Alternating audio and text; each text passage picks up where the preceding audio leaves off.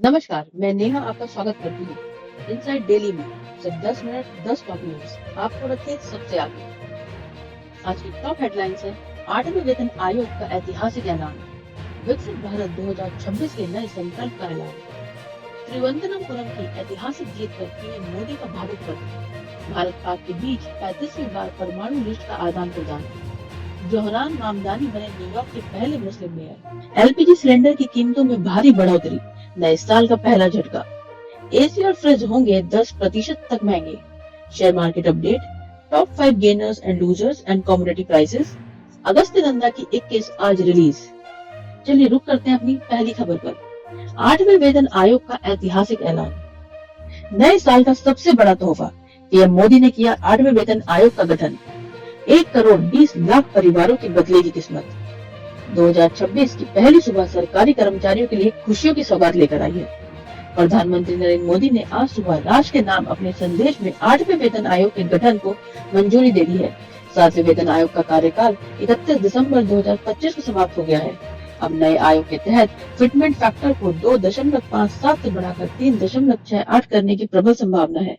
यदि fitment factor 3.68 होता है तो कर्मचारियों का न्यूनतम वेतन 18,000 से सीधे 26,000 हो जाएगा।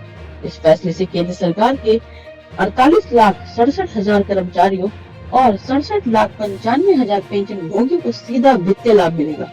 बजट 2026-27 में इसके लिए विशेष प्रावधान किए जाएंगे। रक्षा, रेलवे और डाक विभाग के कर्मचारियों को इसका सबसे बड़ा लाभ मिलेगा। विशेषज्ञों का मानना है कि इससे सरकारी खजाने पर सालाना 1,20,000 करोड़ रुपए का अतिरिक्त बोझ पड़ेगा। चलिए रुक करते हैं अपनी अगली खबर पर।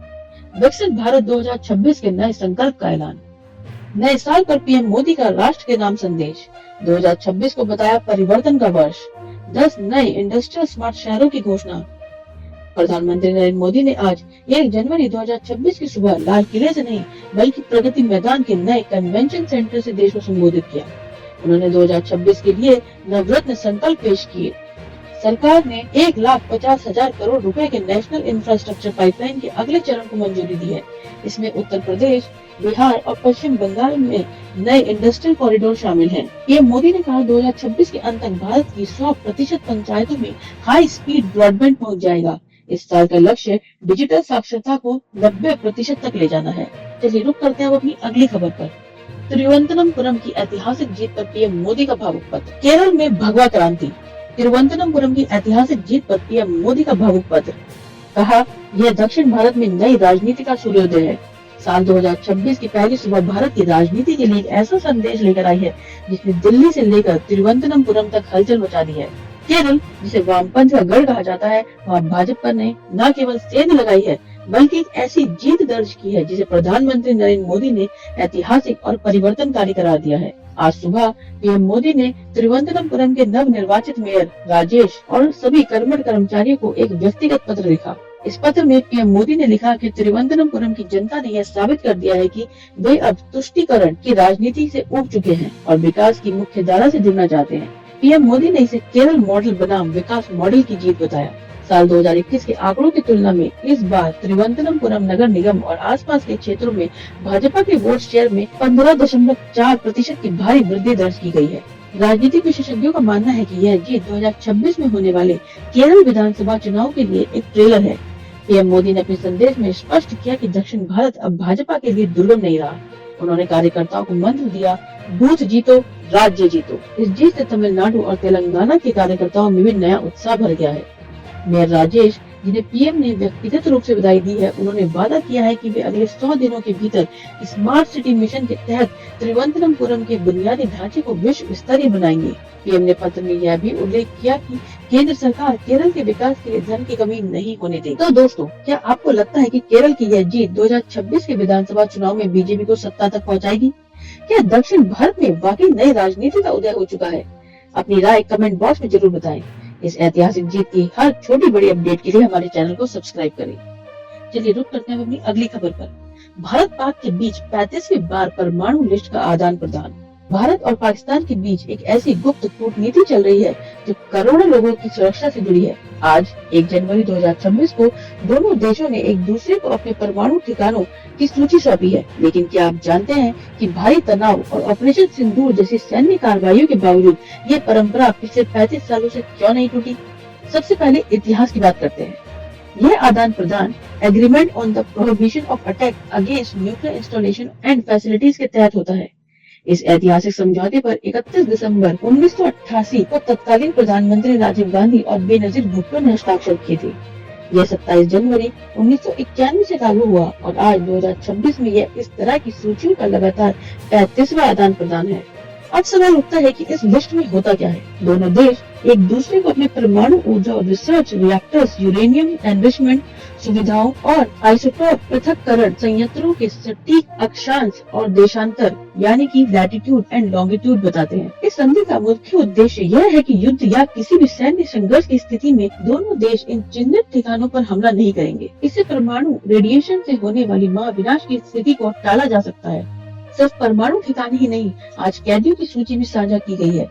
विदेश मंत्रालय MEA के तहत आंकड़ों के अनुसार इस संधि का मुख्य उद्देश्य यह है कि युद्ध या किसी भी सैन्य संघर्ष की स्थिति में दोनों देश इन चिन्हित ठिकानों पर हमला नहीं करेंगे। इससे परमाणु विकिरण यानी कि रेडिएशन से होने वाली महाविनाश की स्थिति को टाला जा सकता है। सिर्फ परमाणु ठिकाने ही नहीं, आज कैदियों की सूची भी साझा की गई है। विदेश मंत्रालय MEA के ताजा आंकड़ों के अनुसार भारत ने 391 पाकिस्तानी नागरिक कैदियों और 33 मछुआरों की सूची पाकिस्तान को सौंपी है। पाकिस्तान ने अपनी जेलों में बंद 199 भारतीय मछुआरों और 98 अन्य नागरिकों की जानकारी दी है। भारत ने उन 167 मछुआरों की तुरंत रिहाई की मांग की है जिनकी सजा पूरी हो चुकी है, लेकिन वे अभी भी पाकिस्तान की जेलों में हैं। यह साल का आदान प्रदान इसलिए भी खास है क्योंकि पिछले साल मई 2025 में ऑपरेशन सिंदूर के बाद दोनों देशों के बीच सैन्य तनाव चरम पर था। इसके बावजूद कूटनीतिक चैनलों ने काम करना बंद नहीं किया। कल ही ढाका में पूर्व बांग्लादेशी PM के अंतिम संस्कार के दौरान S जयशंकर और पाकिस्तानी नेशनल असेंबली के स्पीकर के बीच हुई संक्षिप्त मुलाकात ने इस प्रक्रिया के लिए जमीन तैयार की थी। ये सूचियां कभी सार्वजनिक नहीं की जाती, लेकिन इनका आदान प्रदान यह संदेश देता है कि युद्ध के कगार पर खड़े होने के बावजूद दोनों परमाणु शक्तियां जिम्मेदार व्यवहार दिखाने की कोशिश कर रही हैं। यह डेटा भारत की संप्रभुता और क्षेत्रीय शांति के लिए सबसे बड़ी ढाल है।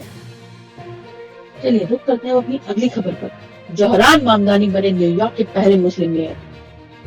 इतिहास रच गया। जौहरान मामदानी बने न्यूयॉर्क के पहले मुस्लिम मेयर।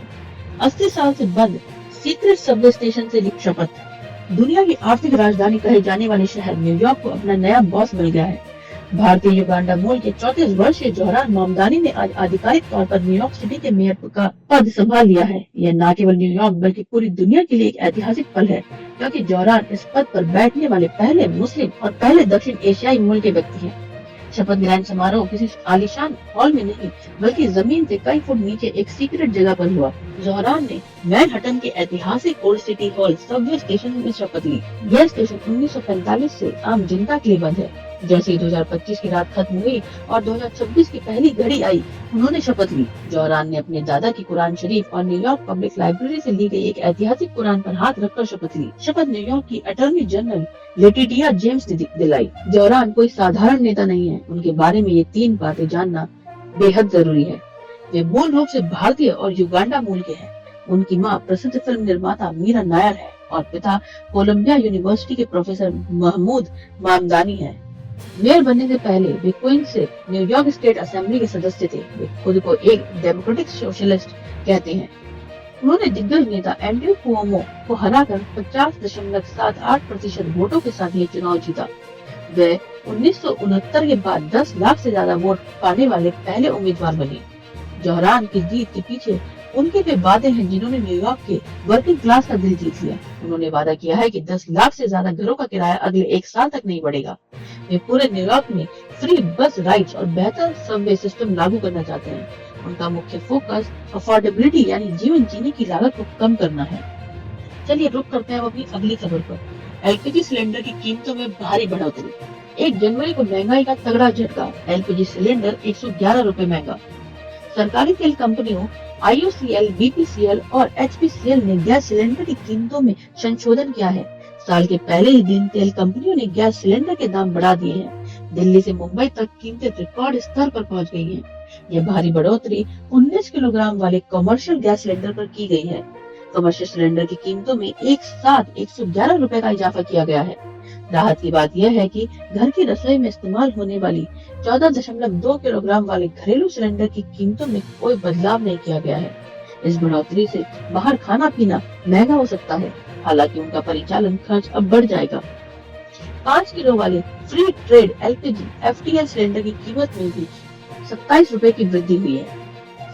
1 जनवरी 2026 से घरेलू गैस सिलेंडर की नई कीमतें लागू हो गई हैं। दिल्ली में कीमत 1580.50 से बढ़कर 1691.50 हो गई है, यानी 111 रुपए की बढ़ोतरी। मुंबई में अब सिलेंडर 1642 का मिलेगा, यहाँ भी 111 रुपए बढ़े हैं। कोलकाता में कीमत 1684 से बढ़कर 1795 रुपए हो गई है, यानी 111 रुपए का इजाफा।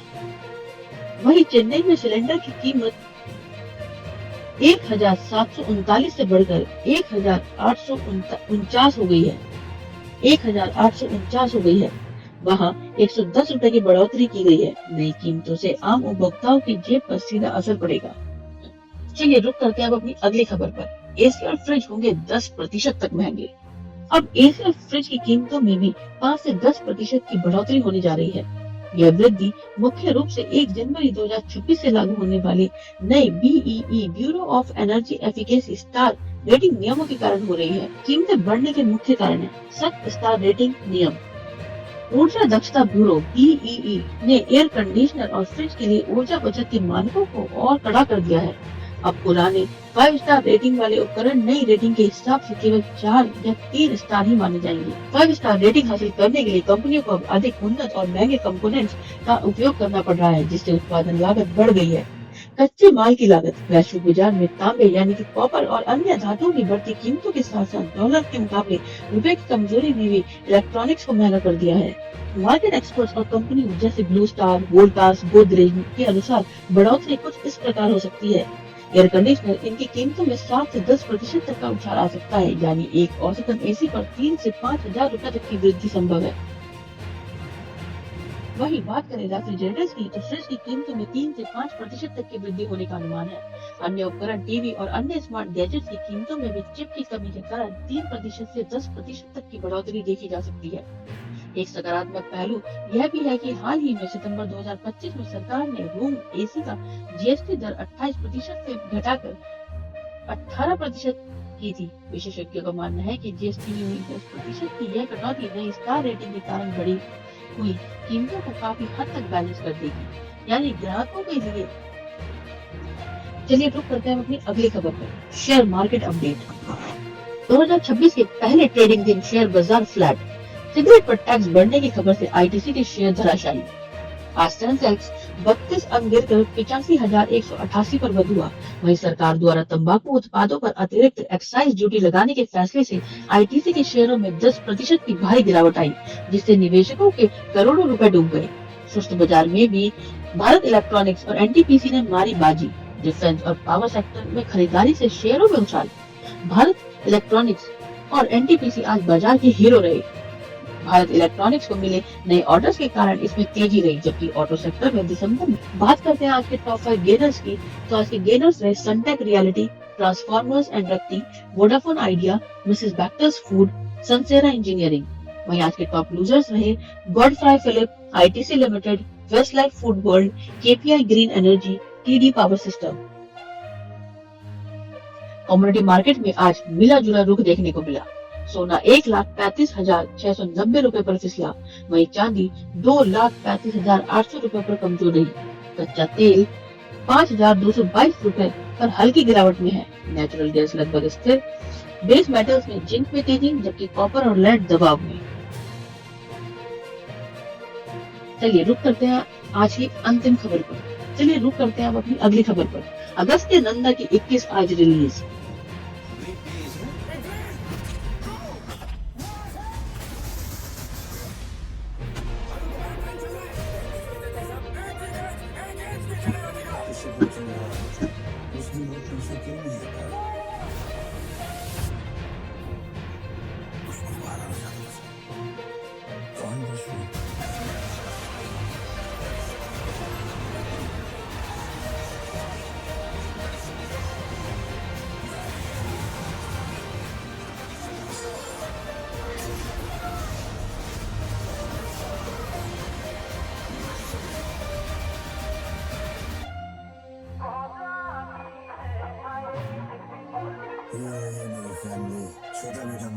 50 साल का है और ये बड़ा बेटा अरुण, ये हमेशा 21 का ही रहेगा।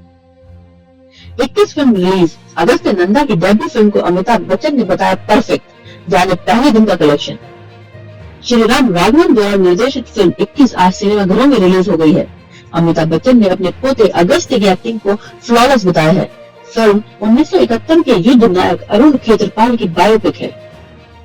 Thank you for watching us. आपका दिन मंगलमय हो।